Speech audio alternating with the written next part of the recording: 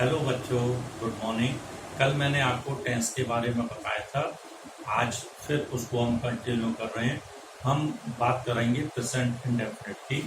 बच्चों, present indefinite जो simple statement, assertive, affirmative, imperative, ये जितने भी सेंटेंसेस हैं ये सब प्रेजेंट इंडेफिनिट में ही आते हैं। Today we will study about imperative sentence first. बच्चों, you will be surprising to know जितनी भी वर्ब्स हैं, जितनी भी क्रियाएं, वो अपने आप में they are themselves a statement और अ सेंटेंस, अपने आप में वाक्य हैं। फॉर एग्जाम्पल, जैसे लिखा हुआ है डू, करो। डू का मतलब होता है करना, लेकिन अगर मैं कहूं करो तो इसको इंग्लिश में बोलेंगे डू। कम, कम आना, लेकिन come this is also an order. जब हम कहते हैं कम, इट मीन्स आओ, कम। गो, जाओ। स्टडी, पढ़ो। प्ले, खेलो। बच्चों, इसी को हम सेंटेंस को एनलार्ज करते हैं। जैसे हम बोल रहे हैं ड्रिंक, ड्रिंक का मतलब पीना। and now we can extend this sentence with the help of other words. For example, जब हम कहते हैं ड्रिंक, पियो, क्या पियो? पानी। तो हमने लिखा ड्रिंक द वाटर। क्या बोलेंगे हम? Drink the water. अब इसका मतलब हुआ पानी पियो। अगर हम इसको और एक्सटेंड करते हैं कि ठंडा पानी पियो, that is drink the cold water. ठंडा पानी पियो, दिस इज ऑल्सो सेंटेंस। तो आपने देखा कि एक वर्ब के सहारे हमने सेंटेंस को एनलार्ज किया और इसको हम कितना भी बड़ा कर सकते हैं। जैसे हम कहते हैं रीड, पढ़ो। व्हाट? रीड द बुक, किताब को पढ़ो, किताब पढ़ो। अब मान लीजिए इसको और आगे बढ़ाते हैं, कमरे में किताब को पढ़ो। Read your book in the room, कमरे में किताब को पढ़ो। मान लीजिए इसको और आगे बढ़ाते हैं कि चुपचाप अपने कमरे में किताब पढ़ो। Read your book in your room silently, quietly. तो ये बच्चों आपने देखा कि ये जितनी भी वर्ब्स हैं, ये सब वर्ब्स अपने आप में एक सेंटेंस है।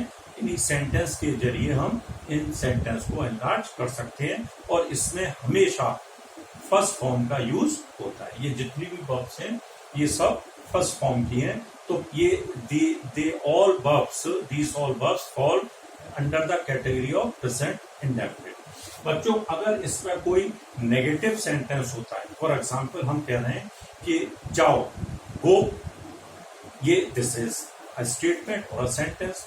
जब हम कहते हैं मत जाओ तो हम कहते हैं do not go, do not go, मत जाओ, don't go.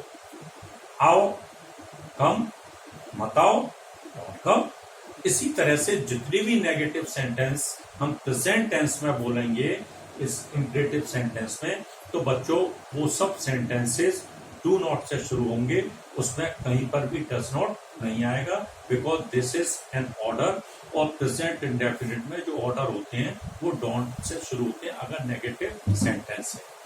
Don't go, don't come, don't study, don't play, don't run. तो ये जितने भी सेंटेंस हमने बोले इनको हम इम्परेटिव सेंटेंस कहते हैं। बच्चों, दिस इज द ऑर्डर। अगर रिक्वेस्ट होती है, रिक्वेस्ट, किसी से हम रिक्वेस्ट कर रहे हैं कि जैसे हम कह रहे हैं प्लीज गेट मी वाटर, मुझे पानी दे दो। तो जब हम कह रहे हैं गेट मी वाटर, हमने प्लीज जोड़ दिया, तो दिस इज एन रिक्वेस्ट, ये हम अनुरोध के तौर पर कह रहे हैं। डॉक्टर एडवाइस देते हैं, सजेशन देते हैं, वो कहते हैं कि भाई डोंट स्मोक, सिगरेट मत पियो। Always wear the put on the clean clothes, हमेशा साफ कपड़े पहनो। ये सब एडवाइस है। तो बच्चों, चाहे एडवाइस हो या कमांड हो, रिक्वेस्ट हो, ऑर्डर हो, इन सब में हम वर्ब की फर्स्ट फॉर्म का यूज करते हैं, वो स्टेटमेंट होते हैं। और अगर उनमें से कोई नेगेटिव सेंटेंस है तो नेगेटिव सेंटेंस के लिए हमेशा डू नॉट का यूज करते हैं। और बच्चों, जो जैसे हमने कहा कि रिक्वेस्ट है, तो रिक्वेस्ट के साथ हम प्लीज लिख देते हैं। This is the spirit of English language. हम जब भी किसी से कोई हेल्प मांगते हैं, किसी से हम कोई फेवर मांगते हैं, तो वहां पर हम हमेशा प्लीज इस शब्द का यूज जरूर करते हैं।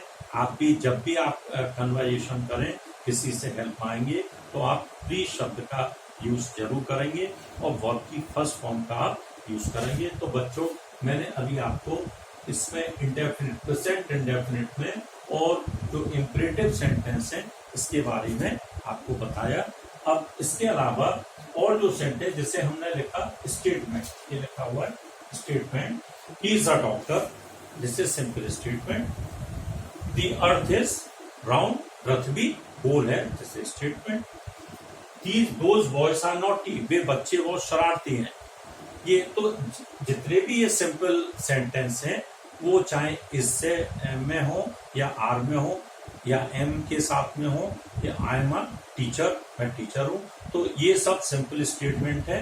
इनको भी हम प्रेजेंट इंडेफिनिट कहते हैं। तो बच्चों, इसके आपने देखा कि प्रेजेंट डेफिनिट में सिंपल स्टेटमेंट आते हैं, इंपरेटिव सेंटेंसेस हैं वो भी आते हैं।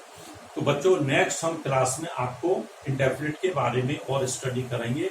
मैंने कल की क्लास में भी आपको बताया था कि आप प्लीज जल्दी से, हो सकता है 1-2 दिन में हम जूम मीटिंग रखेंगे और जो हमने टेक्स्ट बुक आपको कराई थी, फर्स्ट ईयर क्लास की अलग मीटिंग होगी, सेकंड ईयर की अलग होगी। उसमें आपके जो भी क्वेरीज हैं वो सब आप अपनी कॉपी पर नोट करके रख दीजिए, जिससे उस मीटिंग में आप मुझसे डायरेक्टली इंटरेक्ट करके अपनी प्रॉब्लम्स के बारे में बात कर सकें। बच्चों, मुझे बहुत अच्छा लगेगा आप उस मीटिंग को अटेंड करेंगे और अपनी प्रॉब्लम्स के बारे में मुझसे बातचीत करेंगे। मैं सब आपकी क्वेरीज को, प्रॉब्लम्स को और दूर कर दूंगा। उन प्रॉब्लम पे हम बात करेंगे, आपकी क्वेरीज को सॉर्ट आउट करेंगे। Till then, goodbye, happy learning, thank you very much.